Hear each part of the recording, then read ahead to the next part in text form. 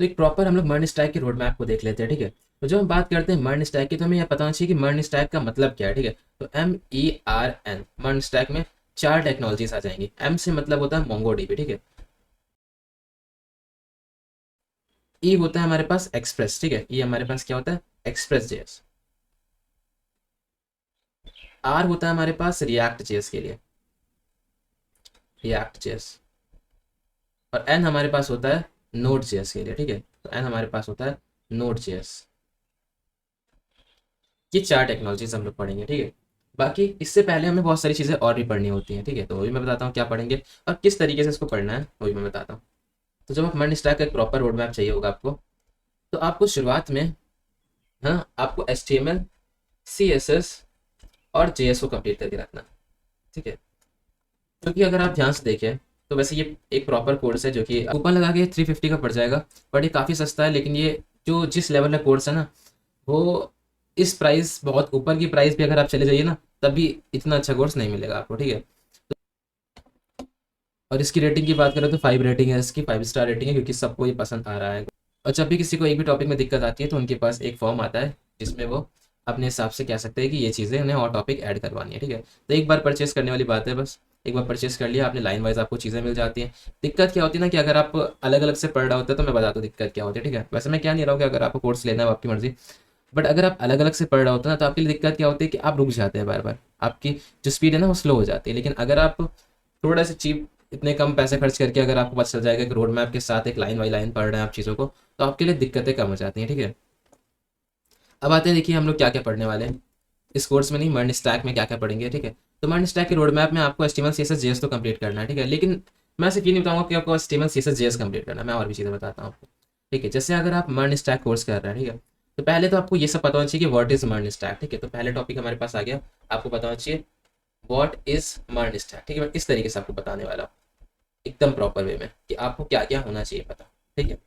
अब MERN stack में जो मैंने बताया ना आपको, MERN, 4 कंपोनेंट्स हैं, 4 अलग अलग टेक्नोलॉजीज हैं, ठीक है। MongoDB, express JS, react JS और नोड जेएस, ठीक है। इन सब के क्या क्या काम है, तो हमें क्या करना है कि हर एक के रोल देखने हैं, जो कि इस वाली वीडियो में पढ़ा है, ठीक है। तो रोल ऑफ एवरी कंपोनेंट, ठीक है। वैसे ये मेरे ख्याल से ये role of every component free है शायद, देख सकते हैं हम इसको डायरेक्टली। तो हम देखते हैं रूल क्या है हर एक टेक्नोलॉजी का इस हाँ, मर्न ये स्टैक में, फ्री ठीक है, है। तो हम इसको आप देखते हैं देख रूल सकते हैं, ठीक है। Of each technologies. हाँ, इस वाले वीडियो को आप देख सकते हैं, तो ऐसे ही फ्री है, ठीक है। बाकी और देखते हैं हमारे पास क्या आता है। तो आपको रोल ऑफ एवरी कंपोनेंट देखना है, ठीक है। हर एक कंपोनेंट मर्न के जो है ना, उसके क्या क्या रोल्स है, ठीक है, क्या कहाँ कहाँ यूज होंगे वो, बाकी ठीक है। अब आप आगे बढ़ते हैं, आगे बढ़ने के बाद आपको क्या करना है, HTML की तरफ जाना है। HTML के टॉपिक्स आपको क्लियर करने हैं, क्योंकि ये एकदम बेसिक है। ये आपको, मतलब इसका कोई ऑप्शन ही नहीं है, ये आपको करना ही करना कंप्लीट है, ठीक है। HTML एक स्ट्रक्चर बना रहे हैं आप इससे, ठीक है। वेबसाइट जब बना रहे हैं आप, तो एक स्ट्रक्चर HTML से ही बनेगा। जब आप HTML कंप्लीट कर रहे हैं तो आपके कुछ टॉपिक्स आते हैं, तो उन टॉपिक्स की बात कर लेते हैं। आपको H1 से H6 तक की पूरे टेक्स्ट मार्कअप्स आने चाहिए, ठीक है। प्री, BR, HR सब कुछ आना चाहिए, ठीक है। टेक्स्ट फॉर्मेटिंग के लिए बहुत सारे अलग अलग चीज़ें आती हैं, जैसे बोल्ड, स्ट्रॉन्ग, ये सब चीज़ें, ठीक है। तो टेक्स्ट फॉर्मेटिंग आनी चाहिए आपको, टेक्स्ट फॉर्मेटिंग ये आना चाहिए आपको, ठीक है। साथ में आपको एक बहुत ही इंपॉर्टेंट चीज़ है, जैसे कि डिव, डिव, क्लासेस, ID, ये सारी जो है ना, ये सारे टॉपिक्स आपको अच्छे से आने चाहिए, ठीक है। फिर कोटेशन, ब्लॉक स्टेट, ये सारी चीज़ें आपको अच्छी देखिए यहाँ पे लिखी है, ठीक है। बाकी मैं यहाँ पे आपको बताता हूँ कि और बाकी क्या चीज़ें ज़रूरत है, थोड़ी बहुत बताता हूँ, ठीक है। लिस्ट, टेबल और फॉर्म्स, ये बहुत इंपॉर्टेंट चीज़ है, ठीक है। List, table, forms, media, media में इमेजेस भी, ये टॉपिक्स बहुत ही इंपॉर्टेंट है यहाँ पे, ठीक है। ये आपके लिए इसी कोर्स में इस तरीके से डाल दिया गया है। फिर आप यहाँ पे CSS पढ़ेंगे। CSS क्यों, आपने स्ट्रक्चर बना लिया, अब आप क्या कर रहे हैं कि वेबसाइट को थोड़ा ब्यूटीफुल बना रहे हैं, तो आपने CSS पढ़ना शुरू कर दिया। अब CSS में आपके पास क्या आ जाएगा, CSS में आपके पास आ जाएगा सेलेक्टर्स, कलर्स, बैकग्राउंड, बॉर्डर कैसे लगाते हैं, टेक्स्ट को कैसे इफेक्ट डालते हैं, टेक्स्ट में कैसे कैसे कलर्स डालते हैं। हाँ, और 2 टॉपिक बहुत ही इंपॉर्टेंट है, फ्लेक्स बॉक्स और ग्रिड, ये दोनों टॉपिक, ये सब आपको अच्छे से कंप्लीट करके रखना है। अब आपने CSS कर लिया, ठीक है। अब CSS जो है ना, इस समय के हिसाब से आप CSS पूरी पूरी लगाएंगे ना, अगर आप स्क्रैच से कर रहे हैं, तो थोड़ी सी आपको दिक्कतें बढ़ सकती है, ठीक है। तो इसके बाद आपको CSS का एक फ्रेमवर्क करना है, ठीक है। तो फ्रेमवर्क आपको बताता है कि आपको कोड को किस तरीके से ऑर्गेनाइज करना है, ठीक है। फ्रेमवर्क होता है, फ्रेमवर्क आपको बताएगा कोड को किस तरीके से ऑर्गेनाइज करना है, काफ़ी चीज़ें ये आपको पहले से प्रोवाइड कर देगा जो कि बिल्ड इसके पास होगी, ठीक है, जिसकी वजह से आपको कोड लिखने में ईजी लगेगा। तो आपको फ्रेमवर्क में यहाँ पे मैं जो आपको सजेस्ट करता हूँ, आप टेलविंड पढ़ लीजिए, टेलविंड CSS, ठीक है। अब ये नहीं मैं बोलूँगा कि 10-15 बोल दो उसके बाद बोलूँ कि ये इसमें से कोई भी चूज़ कर लीजिए, एकदम स्ट्रेट पॉइंट टेलविंड पढ़ लीजिए, ठीक है। फिर अब आपने HTML CSS पढ़ लिया है, फिर टेलविंड पढ़ लिया, अब आप क्या करिए, HTML प्लस CSS, बस JS नहीं, HTML प्लस CSS, इन दोनों की टेक्नोलॉजीज को यूज करिए और इनसे प्रोजेक्ट बनाइए, ठीक है। कैसे प्रोजेक्ट्स हम बना सकते हैं इनके जरिए, सिर्फ HTML CSS को यूज करके हम बना सकते हैं बहुत अच्छा प्रोजेक्ट। मैं 2-3 बताता हूँ, बाकी आप सोचिएगा अपने हिसाब से। ई कॉमर्स प्रोजेक्ट, जो कि ई कॉमर्स ऐप बहुत इंपॉर्टेंट होता है, ठीक है। ई कॉमर्स ऐप आपने बना लिया, एक लैंडिंग पेज बना लीजिए, ईजी हो गया। एक आप एक यूनिक आइडिया बना लीजिए, कोई यूनिक आइडिया, जैसे कि यहाँ पे एक बना हुआ है प्लैनेट सेलिंग, ठीक है। तो प्लैनेट सेलिंग, अब एक चीज़ है कि मतलब प्लैनेट सेलिंग कौन ही करता होगा, तो लेकिन ये थोड़ा सा यूनिक हो गया, तो ये यूनिक आइडियाज़ हो गया, ठीक है। तो HTML CSS पे आपने प्रोजेक्ट बना लिया, ठीक है, HTML CSS, लेकिन आपने एक और टेक्नोलॉजीज पढ़ी थी अभी जिसका नाम था टेलविंड, ठीक है। तो आपको क्या करना है, अब HTML प्लस टेलविंड CSS पे एक प्रोजेक्ट बनाना है, इन दोनों की टेक्नोलॉजीज को यूज करके 1 या 2 प्रोजेक्ट बना लीजिए, ठीक है। तो एक प्रोजेक्ट अगर आपको बनाना है तो सपोज करिए कि आपने कोई लैंडिंग पेज बना लिया, ठीक है। वरना आपने जो ऊपर ई कॉमर्स बनाया था उसी को आप क्या करिए, कॉपी मारिए और उसी को थोड़ा सा अपडेट करके टेलविंड CSS में चेंज करिए, ई कॉमर्स को, ठीक है। तो ये आपके पास जो है ना पोर्टफोलियो में काफ़ी बेस्ट लगेगा, आपके रेज्यूमे में काफ़ी अच्छा लगेगा देखने में सारी चीज़ें। अब आपने HTML CSS में हाँ क्या कहते हैं उसको, बहुत अच्छा कर लिया, ठीक है, हासिल कर लिया, क्या कहते हैं उसको, तो जावा स्क्रिप्ट, अब आपको जावा स्क्रिप्ट कंप्लीट करना है, ठीक है। अब जावा स्क्रिप्ट में तो बहुत सारे टॉपिक्स हैं, वो आपको क्लियर करने पड़ेंगे, मैं बताता हूँ आपको क्या क्लियर करना है, ठीक है। पहले तो बेसिक जावा स्क्रिप्ट आप क्लियर कर लीजिए अच्छे से, ठीक है, आपने बेसिक जावा स्क्रिप्ट क्लियर कर लिया है ना। बाकी आप इस तरीके से चलेंगे तो आपका तो काम हो ही जाएगा, लेकिन अगर आपको कहीं भी डाउट होती है, ठीक है, कहीं भी दिक्कत होती है, तो मैं बताता हूँ कि आपको जल्दी जल्दी कंप्लीट करना है तो आप कैसे कर सकते हैं, क्या क्या चीज़ें आपके लिए बहुत इंपॉर्टेंट है। तो बेसिक आपने पढ़ लिया, बेसिक में डेटा टाइप हो गया, टाइप कन्वर्जन, ऑपरेटर, वेरिएबल, ये सारी चीज़ें हो गई। फिर आपको लूप्स कंप्लीट करना है, आपने लूप्स कंप्लीट कर लिया, ठीक है, लूप्स हो गया हमारा। फिर आपने क्या करना है, फंक्शंस को कंप्लीट करना है, फंक्शंस कंप्लीट कर लिया आपने, बहुत सारे अलग अलग टाइप ऑफ फंक्शंस पढ़ लिया, ठीक है। अरेज पढ़ लीजिए, arrays, types of arrays, objects पढ़ लीजिए, ठीक है। जब आप ऑब्जेक्ट्स पढ़ेंगे तो आपको ऑब्जेक्ट इनसाइड अरेज पढ़ना पड़ेगा, ठीक है। फॉर इन फॉर लूप, अरे के मल्टी, अरे देखिए 2 टाइप के पढ़ने पड़ेंगे, सिंगल डायमेंशन भी और मल्टी डायमेंशन भी, ठीक है। फिर कुछ ऐसे जैसे कि कॉपी और स्प्रेड, ठीक है, कॉपी और स्प्रेड आपको पढ़ना है, स्प्रेड ऑपरेटर पढ़ लीजिए, ठीक है, स्प्रेड ऑपरेटर पढ़िए। अरे डिस्ट्रक्टिंग पढ़िए, ये बहुत इंपॉर्टेंट टॉपिक है, ठीक है, अरे डिस्ट्रक्टिंग। ऑब्जेक्ट्स आपने पढ़ लिया, ऑब्जेक्ट इनसाइड अरे पढ़ लीजिए। फंक्शन इनसाइड फंक्शन पढ़ लीजिए, कैसे हायर ऑर्डर फंक्शन काम करता है, कैसे सेट्स काम करते हैं, कैसे मैप काम करते हैं, मैप्स, ये पढ़ लीजिए, ठीक है। हायर ऑर्डर फंक्शन बहुत इंपॉर्टेंट, हायर ऑर्डर फंक्शन पढ़ लीजिए। फिर आपको थोड़ा सा ऊप्स की तरफ जाना पड़ेगा, ऊप्स जावास्क्रिप्ट के, ठीक है, ऊप्स जावास्क्रिप्ट। अगर आप फंक्शन बेस नहीं पढ़ना है तभी ठीक है, कोई बात नहीं, न्यू कीवर्ड पढ़ लीजिए, कंस्ट्रक्टर पढ़ लीजिए, ठीक है, लेकिन इसी को आप एक बार ऊप्स में देख लीजिए। फिर आता है बहुत अच्छे टॉपिक जैसे कि असिंक्रोनस जावास्क्रिप्ट में आते हैं, ठीक है, असिंक जावास्क्रिप्ट आपको पढ़नी है। फिर कॉल बैक, हेल्प, प्रॉमिस, ठीक है, असिंक, अवेट, ये सब बहुत इंपॉर्टेंट टॉपिक है। फिर अब ये चीज़ें हो गई आपकी, आपने ये पढ़ लिया, ठीक है। अब आपको क्या पढ़ना है डॉम में, तो जावास्क्रिप्ट डॉम के साथ कैसे काम करता है, कैसे उसके सिबलिंग्स काम करते हैं, कैसे उसके चाइल्ड अपेंड कर सकते हैं हम लोग, कैसे उसमें इनर टेक्स्ट डाल सकते हैं, कैसे उसमें क्लिक्स लगा सकते हैं, ऑन क्लिक पे अलग अलग टास्क करवा सकते हैं, स्टाइलिंग कैसे जावास्क्रिप्ट के जरिए दे सकते हैं, बबलिंग कैसे कर सकते हैं, विंडो लोकेशन कैसे चेंज कर सकते हैं, कैसे डाल सकते हैं, पॉपअप्स कैसे ऐड कर सकते हैं, तो ये सारी चीज़ें आपके पास आ गई। अब आपने जावास्क्रिप्ट को कंप्लीट कर लिया, ठीक है। जावास्क्रिप्ट कंप्लीट जस्ट करने के बाद आपको क्या करना है कि जावास्क्रिप्ट के प्रोजेक्ट करना है, जिसमें आप HTML CSS को बहुत ही कम यूज़ कीजिए, बस जावास्क्रिप्ट पर फोकस कीजिए। तो जावास्क्रिप्ट के प्रोजेक्ट जिसमें जावास्क्रिप्ट ज़्यादा फोकस हो, ऐसे हो सकते हैं आपके पास किलो, अगर आप बनाइएगा अच्छा सा सिर्फ जावास्क्रिप्ट को यूज़ करके, ठीक है। फॉर्म्स के साथ काम कीजिए, एक फॉर्म बनाइए, फॉर्म में लोग एंट्री वेंट्री डाल सके, ऐसा कुछ बनाइए। टू डू ऐप बना लीजिए, ठीक है, ये आपकी बेसिक प्रोजेक्ट्स हो जाएंगे JS के। बाकी बाकी अगर आपको थोड़े से और चाहिए प्रोजेक्ट्स तो आप वेदर ऐप बनाइए, उसमें आप API के साथ काम कर रहे होंगे, ठीक है। अब आप क्या करिए, HTML CSS प्लस JS आपको करना है। तो आपने जो JS के साथ प्रोजेक्ट बनाया ना, उनको अभी आपने सिर्फ JS के हिसाब से बनाया था, अब आपको HTML CSS उसी में लगाना चाहिए, ठीक है। तो आपकी प्रैक्टिस हो जाएगी कि HTML CSS JS के साथ कैसे तीनों के साथ काम करते हैं। एक ई कॉमर्स ही बना लीजिए तीनों के साथ में, एक बड़ा सा प्रोजेक्ट, ठीक है, अच्छा खासा बड़ा बिल्ड करिए। फिर ये हो गया आपका, ठीक है, इसमें आपने काम कर लिया, हो गया काम, अब आप बहुत उस्ताद बन चुके हैं, ठीक है, अब आपके अंदर एकदम फुली कॉन्फिडेंस हो रखा है कि आप सब कुछ कर लेंगे। फिर अब नई चीज़ आ जाती है, मर्न की आर आ जाता है पहले, मतलब रिएक्ट जेएस। तो जब आप मर्न का आर कर रहे होंगे रिएक्ट जेएस, ठीक है, तो रिएक्ट जेएस आप यूआई क्रिएट करने के लिए यूज़ करते हैं, ठीक है। अब आप जब यूआई क्रिएट कर रहे होंगे तो आपको क्या करना है, जावास्क्रिप्ट को यूज़ करना है, एचटीएमएल को कम यूज़ करना है। जब आप यहाँ पे ये लिख रहे होंगे रिएक्ट जेएस में, ठीक है, तो रिएक्ट जेएस जावास्क्रिप्ट को ईजी बना देगा क्योंकि ये जावास्क्रिप्ट की लाइब्रेरी है, तो बहुत सारी चीज़ें पहले से बिल्डिंग दे देगा आपको, जिसमें आपको कोड को कम लिखना पड़ेगा।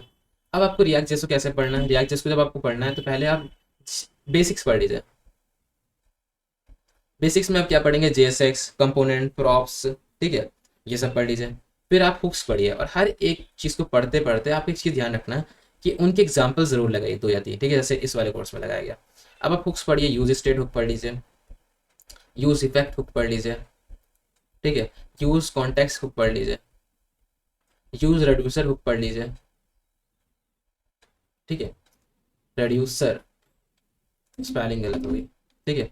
उसके बाद आपको क्या पढ़ना है, उसके बाद आपको रिएक्ट राउटर पढ़ना है। रिएक्ट राउटर ये मैं क्विक वाला बता रहा हूँ, ठीक है, बाकी हुक्स और भी हैं, हुक्स इसमें कोर्स में पूरे पढ़े हैं, ठीक है। बाद में रिएक्ट राउटर पढ़ना है आपको, ठीक है। रिएक्ट राउटर में आपको एरर देखना है, ठीक है, कैसे एरर 404 काम करता है, ये सारी चीज़ें भी देखनी है, रिएक्ट राउटर पूरी तरीके से कैसे काम करता है। फिर आपने रिएक्ट को अच्छे खासा उस्ताद कर लिया होगा। अब इसके बाद आप एक बार रिडक्स टूल किट पढ़ लीजिए, रिडक्स टूल किट भी बहुत इंपॉर्टेंट चीज़ है आपके लिए, ठीक है, तो रिडक्स टूल किट पढ़ लीजिए आप, स्टेट मैनेजमेंट के लिए काम आती है। ये आप समझ जाएंगे जब आप कर रहे होंगे, ठीक है, सब चीज़ों को। आगे कोई टर्म्स अगर आपको समझ में नहीं आएगा तो आपको सब समझ में आ जाएगा जब आप इस लाइन से करेंगे। इसलिए मैं कह रहा हूँ कि आपको आगे पीछे नहीं भागना है, जो मैं लाइन बता रहा हूँ बस वही करिए, आप फॉलो कर लीजिए एक बार अच्छे से, ठीक है। देखिए बाद में ये हमारे पास लिखा है यूज़ मेमो भी यहाँ पे है, use contact, use imperative handle हो, यूज़ लेआउट, ठीक है, और मैंने वो चीज़ें बता दी जो आपके लिए इंपॉर्टेंट है। अब आते हैं हम लोग, आपने रिएक्ट को जैसे स्टार्ट कर लिया, अब आपने रिएक्ट में प्रोजेक्ट बनाना है। ऑलमोस्ट आप ऐसा करिए कि 3 बिगिनर्स बना लीजिए, 2 इंटरमीडिएट बना लीजिए और 2 एडवांस बना लीजिए, ठीक है।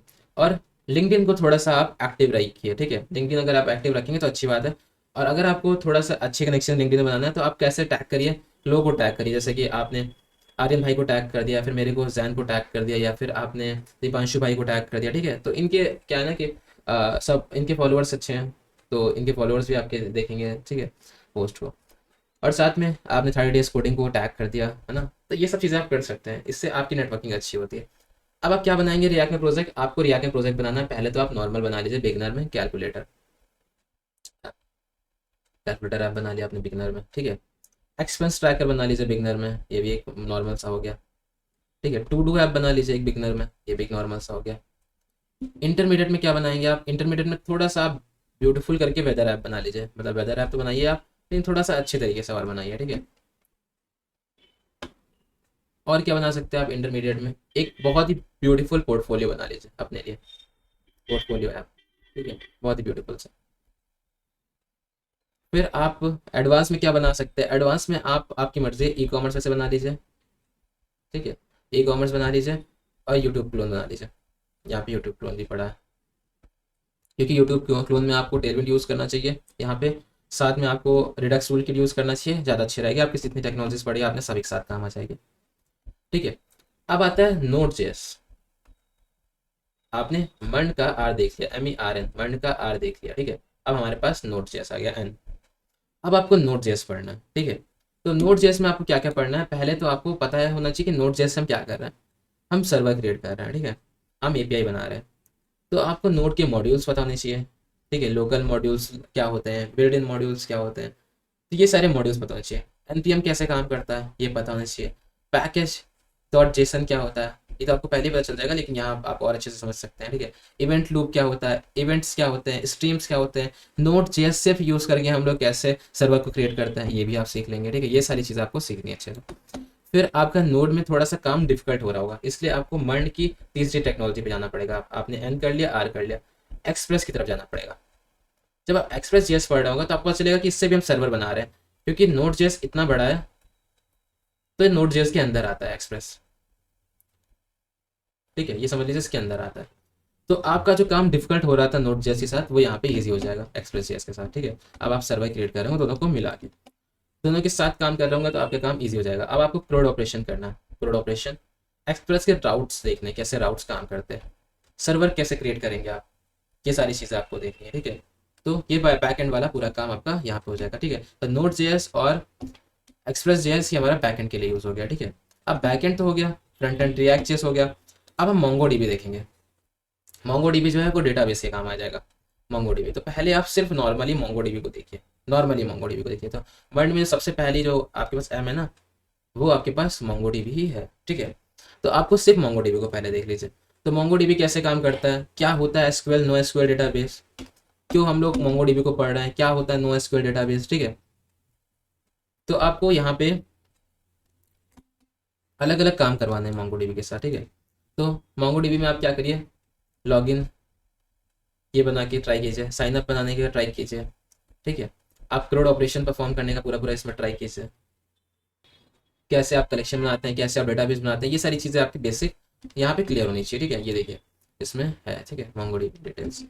अब आपने मोंगोडीबी पढ़ लिया, अब सबसे बेस्ट तरीका क्या होगा कि आप node plus express plus Mongo तीनों के साथ एक साथ काम कीजिए, तीनों के साथ एक साथ काम कीजिए, तीनों के साथ एक साथ काम करके आप क्रूड ऑपरेशन परफॉर्म कीजिए। जैसे ही आपका क्रूड ऑपरेशन परफॉर्म हो जाए, आप एक प्रोजेक्ट बना लीजिए। पहले कौन सा प्रोजेक्ट हो जाएगा, ऑथेंटिकेशन और ऑथराइजेशन वाला प्रोजेक्ट बना लीजिए, ऑथेंटिकेशन और ऑथराइजेशन वाला, ठीक है। जैसे आपका ये बन जाएगा, आप क्या कीजिए, थोड़ा सा आप एडवांस आइए अब यहाँ पे। अब आप रिएक्ट को बेसिक साथ ऐड कर लीजिए। आप रिएक्ट प्लस नोड आपने सीखा था, प्लस अब आपने क्या सीखा है, एक्सप्रेस सीखा था, फिर मोंगो सीखा। तो ये 4 टेक्नोलॉजीज के साथ आपने काम कर लिया। अब इनके साथ आप जो आपने रिएक्ट में ई कॉमर्स बनाया था, उसमें नोड एक्सप्रेस और मोंगो को यूज़ करके ऐड कर लीजिए बैक एंड उसका, और डेटाबेस भी ऐड कर लीजिए। ई कॉमर्स आपका ब्यूटीफुल बन जाएगा, पूरा हो जाएगा कंप्लीट। अब उसको 2 में रखिए, एक कॉपी रिएक्ट के लिए सिर्फ रखिए और एक कॉपी में पूरा यूज़ कर लीजिए। दूसरा आप क्या बना सकते हैं, यहाँ पे बहुत सी चीज़ें बना सकते हैं। छोटे मोटे ऐप बना लीजिए, बुक माई शो। बुक माई शो छोटा मोटा ऐप नहीं है, लेकिन जिस तरीके से यहाँ बनाया मैंने उसको एक अलग तरीके से दिखाया है, ठीक है। तो ये आपके लिए ईजी हो जाएगा। ई कॉमर्स यहाँ पे आप अपने यहाँ पे देखा है मर्न स्टैक का। साथ में और क्या बना सकते हैं, सोशल मीडिया ऐप बना सकते हैं, और एक यूनिक, ठीक है, यूनिक सा बना लीजिए। उससे पहले लॉगिन और साइन आउट वाला बना लीजिए, ठीक है, लॉगिन साइन आउट फॉर्म तरीके से। उसके बाद आप क्या करिए, एक अच्छा सा आप ये बना लीजिए, एक यूनिक सा प्रोजेक्ट, ठीक है, यूनिक सा ब्यूटीफुल सा, कोई अपने हिसाब से आइडिया लगा के। अब ये आपने काम कर लिया, ठीक है। अगर आपको सर्वरलेस काम करना है, ठीक है, आपने रिएक्ट सीखा था, ना, रिएक्ट जेएस। आपको थोड़ा सा सर्वरलेस काम करना है तो आपको फायरबेस के साथ काम करना चाहिए, ठीक है। तो रिएक्ट प्लस फायरबेस के साथ काम कीजिए आप। इसमें आप थोड़ा सा प्रोजेक्ट बनाइए, ऑथेंटिकेशन ऑथराइजेशन वाले, कैसे हम लोग गूगल की ऑथेंटिकेशन लगाएंगे, ये सारी चीज़ें, क्रेड ऑपरेशन कैसे परफॉर्म करेंगे रिएक्ट और फायरबेस के साथ, ठीक है। ये आप काम कर सकते हैं यहाँ पे, इसका भी आपके लिए काफ़ी बेटर रहेगा। फिर आपने जो प्रोजेक्ट्स बनाए हैं उनको आपको डिप्लॉय भी करना होगा, तो इनको अलग अलग जगह पर डिप्लॉय करिए, मतलब उनको आप थोड़ा सा लाइए कि सब देख सके, ठीक है, पूरा इंटरनेट देख सके उसको। तो आप उसको गिटहब पेज पे डालिए, या फिर आप नेटलीफाई पे डालिए, ठीक है। नेटलीफाई भी फ्री है इस समय, सब फ्री वाले में बता रहा हूँ। तो नेटलीफाई प्लस रेंडर, ठीक है, बैकएंड आप रेंडर पे डाल दीजिए। वर्सल भी यूज़ कर सकते हैं, वर्सल यूज़ करिए। तो ये आपके पास तरीका है, इस तरीके से आपको अच्छे से कंप्लीट करना है मर्न स्टैक, ठीक है। अब जॉब के लिए भी प्रिपरेशन हो गई आपकी अच्छी खासी, तो मोस्टली लोग जॉब करने के लिए कर रहे होंगे ये कोर्स, तो उनके लिए मैं थोड़ा सा एडवांस चीज़ बताता हूँ कि आपको पहली चीज़ तो यहाँ पे आपको वर्जन कंट्रोल यहाँ पे आना चाहिए, ठीक है। अगर आपको वर्जन कंट्रोल आता है तो आपके लिए बेटर रहेगा, ठीक है। आप यहाँ पे गिट और गिटहब के साथ काम कीजिए, ठीक है। प्रोजेक्ट बनाइए, गिट एंड गिटहब को भी साथ में करते रहिए, ठीक है। इसे मैं ऐड कर दूंगा इस कोर्स में, गिट एंड गिटहब मैंने बना रखा है, पता नहीं इसमें एडिट क्यों नहीं है, शायद भूल गए थे ऐड करना। उसके बाद क्या है कि ये चीज़ें तो हो गई अच्छे से क्लियर हो गई, ठीक है। अब आपको थोड़ा सा यहाँ पे चीज़ों को समझना पड़ेगा कि आपका रिज्यूमे कैसा बना है, ठीक है। तो रिज्यूमे बिल्डिंग थोड़ा सा आप अपने हिसाब से समझ लीजिए, ठीक है। इंटरव्यू क्वेश्चंस आप क्लियर कीजिए, ठीक है, फुल स्टैक के इंटरव्यू क्वेश्चंस, ठीक है। इसमें आपके रिएक्ट जेएस जावास्क्रिप्ट, ठीक है, इसको आप थोड़ा सा कंप्लीट कीजिए। थोड़ा सा आप टेक जॉब को समझिए कि आपकी जॉब जो आप करने वाले हैं उसमें क्या चीज़ें हैं, ठीक है। उन चीज़ों को बारे में समझ के एक बार जाइए आप, ठीक है, इंटरव्यू देने। अपने थोड़ा सा आप अपने आप से सच रखिए, ठीक है, सच बोलिए कि आपको क्या आता है क्या नहीं आता, ठीक है, अपने आप से सच बोलिए। कोल्ड ईमेलिंग, ठीक है, कोल्ड ईमेलिंग आपको ये आना चाहिए, ठीक है, नेटवर्किंग आनी चाहिए, ठीक है, नेटवर्किंग थोड़ा सा अच्छा रहना चाहिए आपका, और आपका सोशल्स थोड़े से एक्टिव रहने चाहिए, ठीक है, उस समय जब आपको ढूंढनी है। उसके बाद अनएक्टिव कर दीजिए या फिर चलाइए अच्छे से, कोई दिक्कत नहीं। तो इस तरीके से आप अब बेस्ट बन चुके होंगे इस सब चीज़ों में, ठीक है। अब आप हर चीज़ के लिए रेडी हैं।